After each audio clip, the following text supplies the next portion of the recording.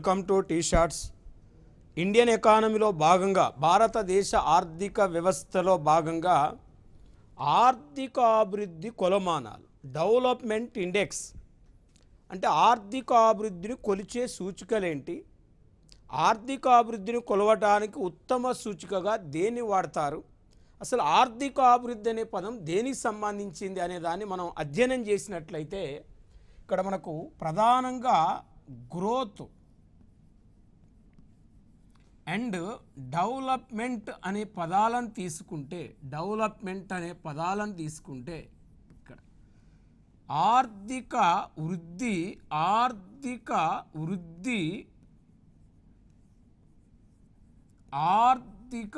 అభివృద్ధి అనే పదాలు ఇక్కడ మనం వాడుతున్నాం. ఆర్థిక వృద్ధి అనేది అభివృద్ధి చెందిన దేశాలకు సంబంధించింది. ఆర్థిక అభివృద్ధి అనేది అభివృద్ధి చెందుతున్న దేశాలకు సంబంధించింది. అంటే భారతదేశం అభివృద్ధి చెందుతున్న దేశం. అంటే భారతదేశం అభివృద్ధి చెందుతున్న దేశం అని ఎట్లా చెప్తున్నామంటే ఇక్కడ ఆర్థిక అభివృద్ధిని కొలవటానికి కొన్ని కొలమానాలు ఉన్నాయి, కొన్ని సూచికలు ఉన్నాయి. ఆ సూచికలను బట్టి భారతదేశం అభివృద్ధి చెందుతున్న దేశం అని చెప్పవచ్చు. మరి ఆ సూచికలను మనం అధ్యయనం చేసే ముందు ఆర్థిక అభివృద్ధి అంటే ఇక్కడ వస్తు సేవల ఉత్పత్తిలో పెరుగుదలతో పాటు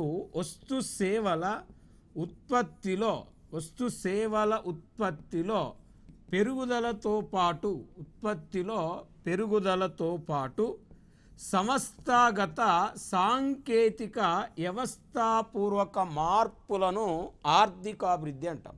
అంటే ఒక దేశం అభివృద్ధి చెందాలంటే వస్తు సేవల ఉత్పత్తి పెరగాలి.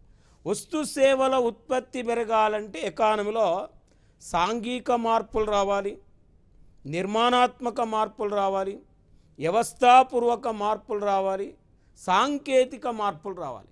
ఈ మార్పులన్నీ ఎప్పుడైతే ఎకానమీలో వస్తాయో ఒక దేశం ఆర్థికంగా అభివృద్ధి చెందుతుంది.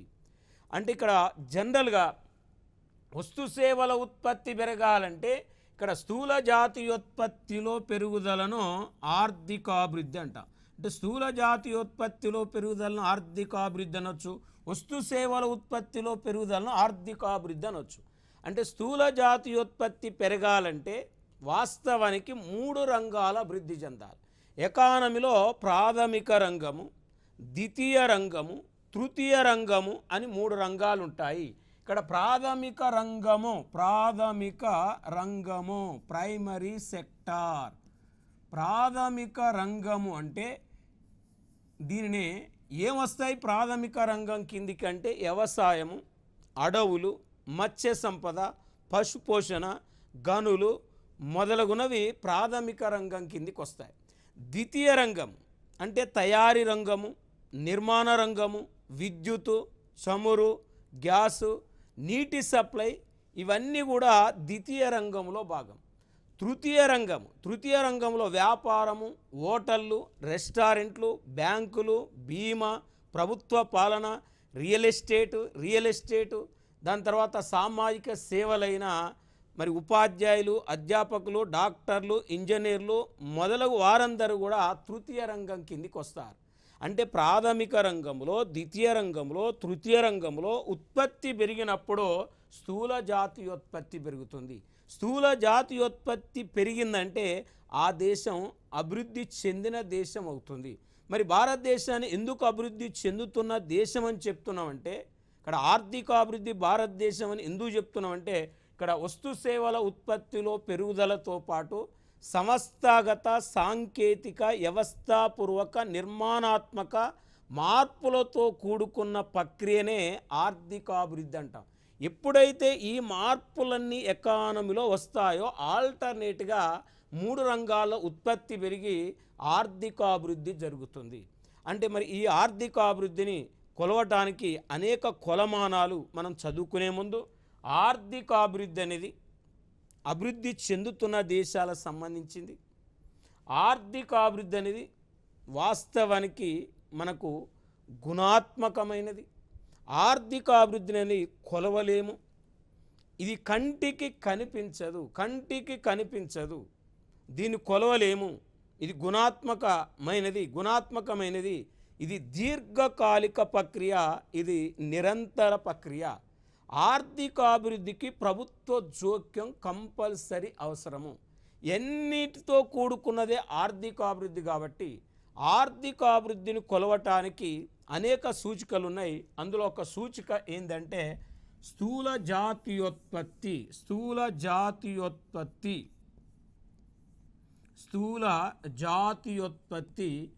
ఆర్థికాభివృద్ధిని కొలవటానికి ఒక సూచికగా దీన్ని మనం వాడతాం. అంటే గ్రాస్ నేషనల్ ఇన్కమ్, స్థూల జాతీయోత్పత్తి పెరుగుతుందంటే ఆ దేశం ఆర్థికంగా అభివృద్ధి చెందుతుంది అని మనం చెప్పవచ్చు.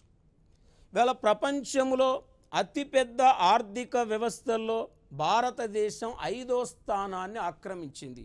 అంటే ప్రపంచంలో బిగ్గెస్ట్ ఎకానమీ యొక్క స్టేటస్ను దేని ఆధారంగా ఇస్తారు అంటే వైశాల్యాన్ని బట్టిస్తారా, జనాభాను బట్టిస్తారా, మరి జీడిపిని బట్టిస్తారా, జిఎన్పిని బట్టిస్తారా, మరి తలసరి ఆదాయాన్ని బట్టిస్తారంటే ప్రపంచంలో బిగ్గెస్ట్ ఎకానమీ స్టేటస్ ఆ దేశం యొక్క జీడిపిని పరిగణలోకి తీసుకొని ప్రపంచంలో అతిపెద్ద ఆర్థిక వ్యవస్థ హోదాలను డిక్లేర్ చేస్తారు. అంటే ప్రపంచంలో అతిపెద్ద ఆర్థిక వ్యవస్థ గల దేశాల్లో భారతదేశం ప్రజెంట్ 5వ స్థానంలో ఉంది.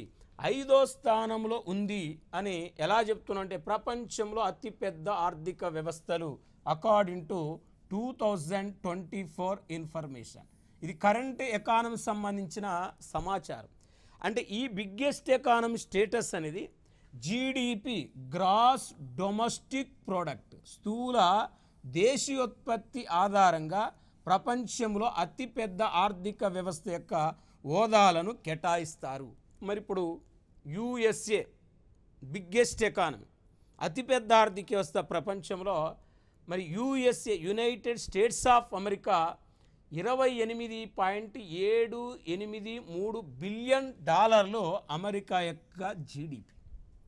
అంటే 28.783 బిలియన్ డాలర్లతో ఫస్ట్ ప్లేస్లో అమెరికా ఉంటే ఇక్కడ చైనా 18.536 బిలియన్ డాలర్లు China GDP. Second biggest economy China. Third biggest economy Germany. మనం తీసుకుంటే ఇక్కడ జర్మనీ వాస్తవానికి 4.590 బిలియన్ డాలర్, 4.590 బిలియన్ డాలర్లతో ఇక్కడ జర్మనీ, ఇక్కడ మనం జనరల్గా మనం చూస్తే ఇక్కడ 3వ పెద్ద ఆర్థిక వ్యవస్థగా ఉంది. జపాన్ 4.12 బిలియన్ డాలర్లుగా జపాన్ ఉంది. ఇక్కడ ఇండియా చూస్తే 3.942 బిలియన్ డాలర్లతో 5వ అతిపెద్ద ఆర్థిక వ్యవస్థగా భారతదేశం ఉంది. అంటే ప్రపంచంలో అతిపెద్ద ఆర్థిక వ్యవస్థలను వరుస క్రమంలో గుర్తించుము, అసెండింగ్ ఆర్డర్లో గుర్తించుము, డిసెండింగ్ ఆర్డర్లో గుర్తించు అన్నప్పుడు మనం ఒక్కటే గుర్తుపెట్టుకోవాలి.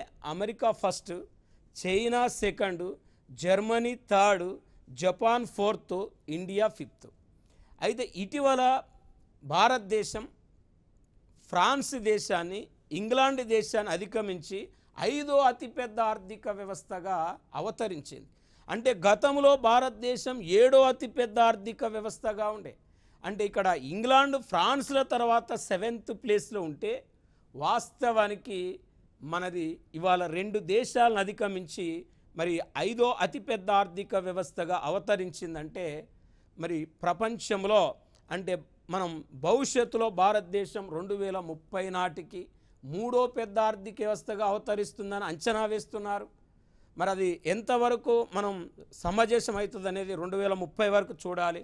ఇప్పటి వరకు అయితే 5వ బిగ్గెస్ట్ ఎకానమీగా చెప్పవచ్చు. అంటే 7 నుంచి 5కు అంటే ర్యాంకు తగ్గిందంటే 7వ స్థానం నుంచి 5వ స్థానానికి ర్యాంకు తగ్గిందంటే ఇక్కడ మన జీడిపి పెరిగింది. జీడిపి పెరిగిన దాన్ని బట్టి భారతదేశం అభివృద్ధి చెందుతున్న దేశంగా చెప్పడానికి చక్కటి నిదర్శనం ఇక్కడ జీడిపి కూడా ఒక నిదర్శనంగా మనం చెప్పవచ్చు. మరి ఇది ప్రపంచంలో అతిపెద్ద ఆర్థిక వ్యవస్థలకు సంబంధించిన మరొక అంశం. ఇంకా ఆర్థిక అభివృద్ధిని కొలవటానికి మరొక సూచి ఇక్కడ మానవ అభివృద్ధి సూచి. దీన్ని మనం హ్యూమన్ డెవలప్మెంట్ ఇండెక్స్ అంటాం. హ్యూమన్ డెవలప్మెంట్ ఇండెక్స్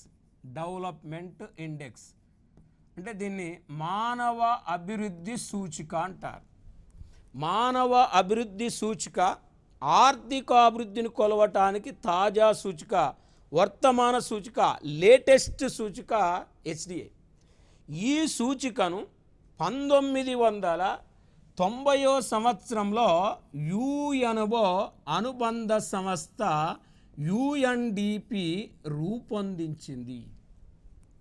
మరి ఈ సూచికను 1990వ సంవత్సరంలో UNO అనుబంధ సంస్థ UNDP రూపొందిస్తే, యునైటెడ్ నేషన్ డెవలప్మెంట్ ప్రోగ్రామ్, ఈ సంస్థ రూపొందిస్తే ఈ సూచిని 1997వ సంవత్సరంలో పాకిస్తాన్ దేశానికి చెందిన ఆర్థికవేత్త మెహబూబుల్ హక్కు ప్రచారంలోకి తీసుకురావటం జరిగింది. అంటే మనకు ఎలా అడుగుతాడు క్వశ్చను, ఆర్థికాభివృద్ధిని కొలవటానికి ఈ క్రింది వానిలో ఉత్తమ సూచిక. నెంబర్ 1 భౌతిక జీవన ప్రమాణ సూచిక, మానవ అభివృద్ధి సూచిక, మానవ పేదరిక సూచిక, బహుళ పేదరిక సూచిక అన్నప్పుడు అక్కడ మనం ఆన్సర్ అనేది మానవ అభివృద్ధి సూచిక చేయాలి. మానవ అభివృద్ధి సూచికను ఎవరు రూపొందించడం జరిగింది అంటాడు. UNO అనుబంధ సంస్థ UNDP, యునెస్కో, యూనిసెఫ్, WHO అంటాడు. UNDP రూపొందించి మానవ అభివృద్ధి సూచికను ప్రచారంలో తెచ్చిన ఆర్థికవేత్త అంటాడు అమర్త్య సేన్, మెహబూబుల్ హక్, పాల్ స్ట్రీటన్, పాల్ షాముల్సన్ అంటాడు. అంటే అప్పుడు మెహబూబుల్ హక్ అనే ఒక ఆర్థికవేత్త ప్రచారంలోకి తీసుకురావటం జరిగింది. మరి ఈ మానవ అభివృద్ధి సూచికలో ఎన్ని అంశాలు తీసుకొని ఒక దేశ ఆర్థికాభివృద్ధిని కొలుస్తారంటే, మానవ అభివృద్ధి సూచికలో 3 అంశాలను పరిగణలోకి తీసుకుంటారు. ఆ 3 అంశాలు ఏంటి అంటే, 1 అక్షరాస్యత, 2 ఆయు ప్రమాణము, 3 తలసరి ఆదాయము. ఈ 3 అంశాలను తీసుకొని మానవ అభివృద్ధి సూచిక ద్వారా ప్రపంచ దేశాల అభివృద్ధిని కొలుస్తారు. అంటే ఇప్పుడు మానవ అభివృద్ధి సూచికలో తీసుకునే అంశాలు 1 అక్షరాస్యత, లిటరసీ. 2ది ఆయు ప్రమాణం.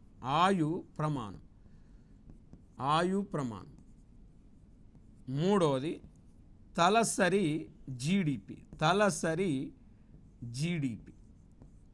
ఈ 3 అంశాలు పరిగణలోకి తీసుకుంటారు. ఈ 3 అంశాలు పరిగణలోకి తీసుకొని మానవ అభివృద్ధి సూచిక ద్వారా ప్రపంచ దేశాల అభివృద్ధిని అంచనా వేస్తారు. అయితే ఇక్కడ వాస్తవానికి మానవ అభివృద్ధి సూచి విలువ 0 నుండి 1 మధ్య ఉంటుంది. 0 నుండి 1 మధ్య ఉంటుంది. మరి మానవ అభివృద్ధి సూచి ద్వారా ప్రపంచ దేశాల అభివృద్ధిని అంచనా వేయటానికి దీనికి ఫార్ములా ఏం వాడతారంటే, ఇక్కడ HDIకి ఫార్ములా సాధించిన విలువ మైనస్ కనిష్ట విలువ బై గరిష్ట విలువ మైనస్ కనిష్ట విలువ, actual value minus minimum value by maximum value minus minimum value. ఈ ఫార్ములాను వాడి ప్రపంచ దేశాల అభివృద్ధిని గణిస్తారు. మరి ఇక్కడ సాధించిన విలువ కనిష్ట విలువ, గరిష్ట విలువ, కనిష్ట విలువ. అయితే ఇక్కడ అక్షరాస్యతకు వాస్తవానికి గరిష్టము 100 తీసుకుంటారు, కనిష్టము 0 తీసుకుంటారు. ఇక్కడ ఆయు ప్రమాణం గరిష్టం 85 సంవత్సరాలు తీసుకుంటారు, కనిష్టం 20 సంవత్సరాలు తీసుకుంటారు. తలసరి జీడిపి గరిష్టం $75,000 తీసుకుంటారు, కనిష్టం $100 తీసుకుంటారు. అంటే ఈ విధంగా కనిష్ట గరిష్ట వాల్యూలు ఇలా నిర్ణయిస్తారు. అక్షరాస్యత 100 గరిష్టం, కనిష్టం 0, ఆయు ప్రమాణం 85 గరిష్టం, కనిష్టం 20, తలసరి జీడిపి $75,000, మ్యాక్సిమం మినిమం $100 తీసుకుంటారు. తీసుకొని ప్రపంచ దేశాల అన్ని దేశాల అభివృద్ధిని గణన చేస్తారు, అన్ని దేశాల అభివృద్ధిని కొలుస్తారు. ఇప్పుడు ఈ సూచీలో మనం జనరల్గా తీసుకుంటే ఒక కాన్సెప్ట్ మనం తీసుకుంటే ఎట్లా క్యాలిక్యులేట్ చేస్తారు, ఎలా క్యాలిక్యులేట్ చేస్తారంటే, ఇప్పుడు భారతదేశం యొక్క అక్షరాస్యత 70 అనుకోండి. ఇప్పుడు సాధించింది 70, అంటే ఇక్కడ సాధించిన వాల్యూ 70, కనిష్టము 0, గరిష్టము 100, కనిష్టము 0. అప్పుడు ఈ 70 జీరోలోకి వెళ్ళి తీసేస్తే 70, 100లోకి వెళ్ళి 0 తీసేస్తే 100. అంటే ఇక్కడ మనకు వాస్తవానికి 0.7 అంటే ఇక్కడ 700/100 వేస్తే మనకు ఇక్కడ పాయింట్ పెట్టుకుంటే 700 అంటే 0.100 కాబట్టి 0.7 మనకి ఇందులో పాయింట్లు వచ్చినాయి. అక్షరాస్యతలో 0.7 వచ్చినాయి. మరి ఇందులో వచ్చిన పాయింట్లు, ఇందులో వచ్చిన ఈ మూడిట్లో వచ్చిన పాయింట్లను కూడి యావరేజ్ తీస్తే అక్కడ 0 నుండి 1 మధ్య వస్తుంది. అంటే ఆ వచ్చిన పాయింట్లను బట్టి, ప్రతి దేశానికి వచ్చిన పాయింట్లను బట్టి ఇలా ర్యాంకులు ఇచ్చుకుంటూ పోయి మానవ అభివృద్ధి ఆధారంగా ఏ దేశం ముందంజలో ఉంది, ఏ దేశం వెనకంజలో ఉందని చెప్తారు. అంటే ఈ గణించగా వచ్చిన వాల్యూ 0.5 లోపు ఉంటే అవి లో హ్యూమన్ డెవలప్డ్ కంట్రీస్. 0.5 నుంచి 0.8 మధ్య ఉంటే మిడిల్ హ్యూమన్ డెవలప్డ్ కంట్రీస్. ఇక్కడ కంట్రీస్. నెక్స్ట్ 0.8 కంటే ఎక్కువ ఉంటే హై హ్యూమన్ డెవలప్డ్ కంట్రీస్. అంటే అధిక మానవ అభివృద్ధి దేశాలు, మధ్యస్థాయి మానవ అభివృద్ధి దేశాలు, తక్కువ స్థాయి మానవ అభివృద్ధి దేశాలు. వీటిని మనం ఎట్లా చెప్పొచ్చు అంటే, ఇంకా ఎలా చెప్పొచ్చు అంటే, ఇక్కడ 0.5 కంటే తక్కువ ఉంటే, 0.5 కంటే తక్కువ ఉంటే అంటే అల్పాభివృద్ధి దేశాలు అంటారు, అంటే వెనకబడిన దేశాలు అంటారు. 0.5 లోపు ఉంటే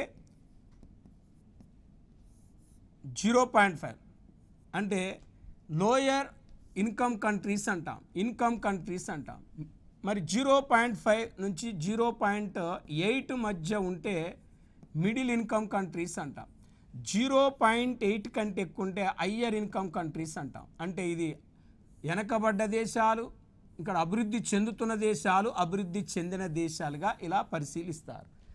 అంటే ఈ విధంగా అభివృద్ధి చెందని దేశాలు, అభివృద్ధి చెందుతున్న దేశాలు, అభివృద్ధి చెందిన దేశాలుగా పరిగణిస్తారు. మరి ప్రతి సంవత్సరం యుఎన్ఓ అనుబంధ సంస్థ UNDP మరి ఈ 3 పారామీటర్లు తీసుకొని ప్రపంచ దేశాల అభివృద్ధిని గణన చేస్తుంది. మరి ఇప్పుడు 2023-24 మానవ అభివృద్ధి సూచి ప్రకారం భారతదేశం 193 దేశాలలో 193 దేశాల్లో భారతదేశానికి వచ్చిన ర్యాంకు 134వ స్థానం.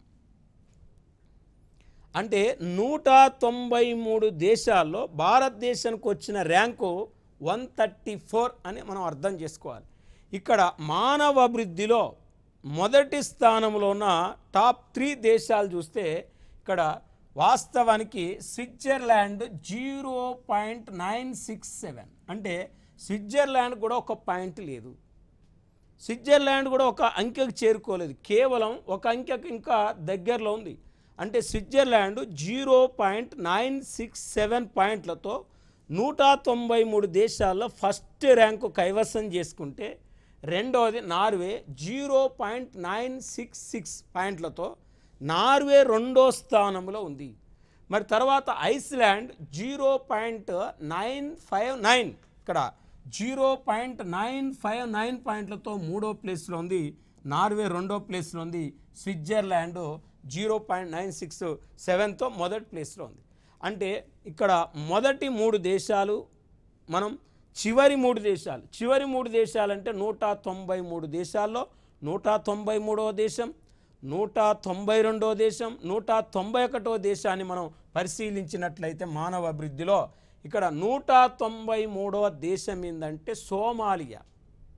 అంటే మానవ అభివృద్ధిలో చివరి ప్లేస్లో ఏ దేశం ఉందంటే సోమాలియాకు వచ్చిన పాయింట్లు 0.380, అంటే ఇక్కడ 0.380తో లాస్ట్ ప్లేస్లో సోమాలియా ఉంది. అంటే 193ది. అంటే 192 సౌత్ సూడాన్, 192 సౌత్ సూడాన్ అంటే సౌత్ సూడాన్కు వచ్చిన పాయింట్లు 0.381, అంటే 0.381 పాయింట్లతో 92వ ప్లేస్లో సౌత్ సూడాన్ ఉంది. తర్వాత సెంట్రల్ ఆఫ్రికన్ రిపబ్లిక్. మరి సెంట్రల్ ఆఫ్రికన్ రిపబ్లిక్ వచ్చిన పాయింట్లు 0.387, అంటే 0.387తో సౌత్ అంటే సెంట్రల్ ఆఫ్రికన్ రిపబ్లిక్ 191ది, సౌత్ సూడాన్ 192, సోమాలియా 193. అంటే మనం టాప్ 3 దేశాలు చూస్తే టాప్ 3 దేశాలు ఏమున్నాయి అంటే ఫస్ట్ స్విట్జర్లాండ్ ఉంది, సెకండ్ నార్వే ఉంది, మూడోది ఐస్లాండ్ ఉంది. మరి లాస్ట్ దేశాల్లో సోమాలియా ఉంది, సౌత్ సూడాన్ ఉంది, సెంట్రల్ ఆఫ్రికన్ రిపబ్లిక్ ఉంది. అంటే ఈ 193 దేశాల్లో భారతదేశం యొక్క ర్యాంకు మనం చూసినామంటే 134వ స్థానం. మనకొచ్చిన పాయింట్లు ఎంత అంటే 0.644. అంటే 0.644 అంటే ఆల్రెడీ మనం చెప్పుకున్నాం. 0.5 కంటే తక్కువ ఉంటే వెనకబడిన దేశాలు, 0.5 నుంచి 0.8 మధ్య ఉంటే అభివృద్ధి చెందుతున్న దేశాలు, 0.8 కంటే ఎక్కువ ఉంటే అభివృద్ధి చెందిన దేశాలు అంట. మరి ఇప్పుడు భారతదేశం ఏ దేశం అంటే అభివృద్ధి చెందుతున్న దేశం. అంటే భారతదేశాన్ని అభివృద్ధి చెందుతున్న దేశం, ఇండియా ఈజ్ ఏ డెవలపింగ్ కంట్రీగా మనం ఎట్లా చెప్పినామంటే ఆర్థిక అభివృద్ధిని కొలవటానికి ఉత్తమైన సూచిక మానవ అభివృద్ధి సూచిక. కాబట్టి ఆ మానవ అభివృద్ధి సూచిక ప్రకారం మనం 0.5 కంటే ఎక్కువ ఉన్నాం, 0.8 కంటే తక్కువ ఉన్నాం. అంటే మనం 0.5 to 0.8 మధ్యలో ఉన్నాం. కాబట్టి భారతదేశం అభివృద్ధి చెందుతున్న దేశంగా లేటెస్ట్ ఇండెక్స్ ప్రకారం చెప్పవచ్చు. మరి ఇప్పుడు వాస్తవానికి లేటెస్ట్ సమాచారాన్ని మనం పరిగణలోకి తీసుకుంటే మానవ వనరులు అంటే హ్యూమన్ రిసోర్సెస్, దేశంలో ఉన్న జనాభాను మానవ వనరులు అంటారు. మరి దేశంలో ఉన్న జనాభాను మానవ వనరులు అంటారంటే ఇక్కడ ప్రజెంట్ మానవ వనరులో ప్రపంచంలో మానవ వనరులు ఎక్కువ ఉన్న దేశాల్లో భారతదేశం మొదటి స్థానం,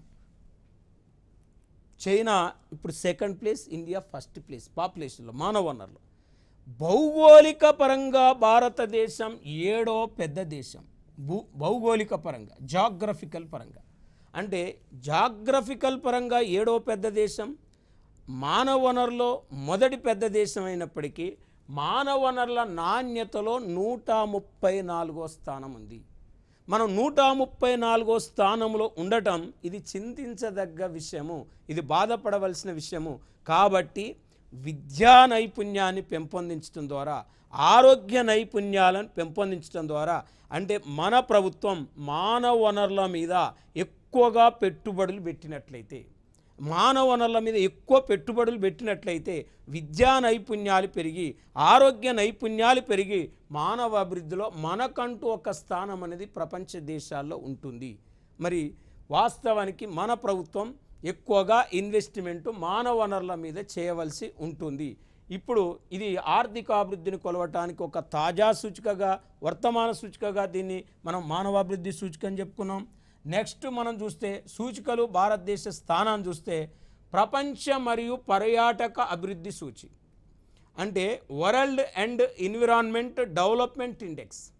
మరి వరల్డ్ ఎన్విరాన్మెంట్ డెవలప్మెంట్ ఇండెక్స్ 2024 ప్రకారం భారతదేశం 39వ స్థానంలో ఉంది.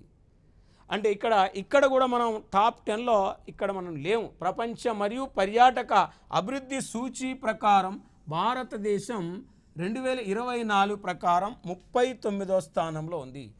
అదే 2023 లాజిస్టిక్ సామర్థ్య సూచి ప్రకారం, లాజిస్టిక్ సామర్థ్య సూచి అంటే లాజిస్టిక్ అంటే అర్థము మనకు రైలు మార్గాల్లో కానీ, రైల్ ట్రాన్స్పోర్ట్లో కానీ, రోడ్డు ట్రాన్స్పోర్ట్లో కానీ, ఎయిర్ ట్రాన్స్పోర్ట్లో కానీ, మరి షిప్ ట్రాన్స్పోర్ట్లో కానీ ఇక్కడ ఓన్లీ మనం సరుకు రవాణాను లాజిస్టిక్ అంటాం. అంటే గూడ్స్ రవాణా, ప్రయాణికుల రవాణా ఉంటుంది, గూడ్స్ రవాణా ఉంటుంది. మనుషులను తీసుకుపోవటానికి ప్రయాణికుల రవాణా అంటాం, వస్తువులను తీసుకుపోవటానికి గూడ్స్ రవాణా అంటాం. ఈ గూడ్స్ రవాణానే లాజిస్టిక్ అంట. ఈ లాజిస్టిక్ మరి సామర్థ్య సూచి ప్రకారం 2023 లాజిస్టిక్ సామర్థ్య సూచి ప్రకారం భారతదేశం 38వ స్థానంలో ఉందంటే ఇక్కడ కూడా భారతదేశం చాలా వెనకబడి ఉంది అని అర్థం. ఈ information as per 2023-24 Indian economic survey information, Indian economic survey information, Indian economic survey socio, Indian economic survey information ఇది. ఈ సర్వే ప్రకారం, భారతదేశ ఆర్థిక సర్వే ప్రకారం ఇక్కడ మనకు ఈ సూచీలు, భారతదేశ ఆర్థిక సర్వే ప్రకారం ఈ సూచీలు.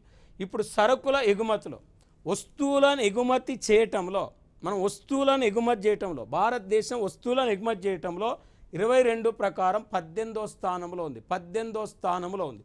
నెక్స్ట్ సరుకుల దిగుమతి, అంటే ఇక్కడ వస్తువుల ఎగుమతి ఉంటుంది, వస్తువుల దిగుమతి ఉంటుంది, రెండు ఉంటాయి. వస్తువుల ఎగుమతులు వేరు, వస్తువుల దిగుమతులు వేరు. సేవల ఎగుమతులు వేరు, సేవల దిగుమతులు వేరు. అంటే మనకు జనరల్గా వస్తువుకు సేవకు తేడా ఏంటంటే, ఇప్పుడు పెన్ను ఉంది వస్తువు, ఇప్పుడు కారు ఉంది వస్తువు, బైక్ ఉంది వస్తువు, పెట్రోల్ ఉంది వస్తువు, మరి ఇట్లా రాళ్ళు ఆభరణాలు వస్తువు, రెడీమేడ్ వస్త్రాలు వస్తువు, software services, travel services, tourism services, వీటిని సేవలు అంటాం. మరి ఇక్కడ మన కంటికి కనిపించే వాటిని వస్తువులు అంటాం, కంటికి కనిపించని వాటిని సేవలు అంటాం. ఇక్కడ వస్తువులు అంటే సరుకుల ఎగుమతులు, అంటే వస్తువుల ఎగుమతులో 2022 ప్రకారం భారతదేశం 18వ స్థానం, 2022 ప్రకారం భారతదేశం 18వ స్థానం.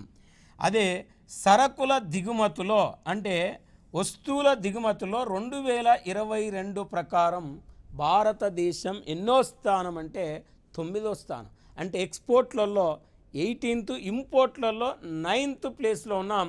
అదే సేవల ఎగుమతులు చూస్తే 2022 ప్రకారం, అంటే సేవల ఎగుమతులు 2022 ప్రకారం సేవల ఎగుమతుల్లో 7వ స్థానం భారతదేశం ఆక్రమించింది, 7వ స్థానం భారతదేశం ఆక్రమించింది. మరి ఇప్పుడు జనరల్గా సేవల దిగుమతులు, సర్వీస్ ఇంపోర్ట్స్లో సేవల దిగుమతుల్లో భారతదేశం 8వ స్థానం ఆక్రమించింది. అంటే చూడండి, సర్వీస్ ఎక్స్పోర్ట్స్లో 7th ప్లేస్, సర్వీస్ ఇంపోర్ట్స్లో 8th ప్లేస్ ఇండియా ఉందంటే, ఎక్కడ కూడా ఏ సూచీలో కూడా మనం టాప్ 5thలో మనం కనపడతాలేదు. ఇక్కడ అంతర్జాతీయ పర్యాటకుల రాక, అంతర్జాతీయ పర్యాటకుల రాక 2022 ప్రకారం, అంటే అంతర్జాతీయ పర్యాటకులు మన దేశాన్ని సందర్శించటంలో, అంటే విదేశీ పర్యాటకులను ఆకర్షించటంలో భారతదేశం 2022 ప్రకారం 17వ స్థానంలో ఉంది. అంటే చాలా ఇక్కడ వెనకబడి ఉంది, ఇక్కడ కూడా చాలా వెనకబడి ఉంది భారతదేశం అని అర్థం ఇక్కడ. మరి ఇక్కడ మనం జనరల్గా మనం ఒక్కసారి చూస్తే ఈ 2022 ప్రకారం రెండో అతిపెద్ద స్మార్ట్ ఫోన్ ఎగుమతి దేశం, అంటే స్మార్ట్ ఫోన్లను అత్యధికంగా ఎగుమతి చేసే దేశాలలో ప్రపంచంలో భారతదేశం రెండో దేశంగా అవతరించింది. ఇది ఒక్క దాంట్లో మాత్రం భారతదేశం టాప్ 5thలో ఉంది. అంటే ఇక్కడ అర్థం ఏంటంటే, స్మార్ట్ ఫోన్ ఎగుమతి చేసే దేశాల్లో భారతదేశం యొక్క స్థానం 2వ స్థానం. అంటే మన దేశ ఫోన్లు కానప్పటికీ విదేశీ కంపెనీలను మన దేశంలోకి అనుమతించి, మన దేశంలో ఆ ఫోన్లు తయారైన తర్వాత ఆ స్మార్ట్ ఫోన్లను మన దేశం నుండి ప్రపంచ దేశాలకు ఎగుమతి చేసే దేశాల్లో భారతదేశం 2వ స్థానంలో ఉన్నది. ఇక్కడ ఇది ఒకటి. ఇక జీడిపి స్టాక్ మార్కెట్, అంటే స్టాక్ మార్కెట్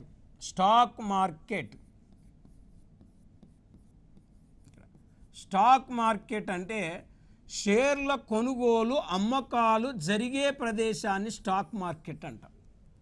అంటే షేర్ల కొనుగోలు అమ్మకాలు జరిగే ప్రదేశాన్ని స్టాక్ మార్కెట్ అంటాం. అంటే ఈ stock market, GDP stock market క్యాపిటలైజేషన్లో 5వ స్థానం భారతదేశం ఆక్రమించింది.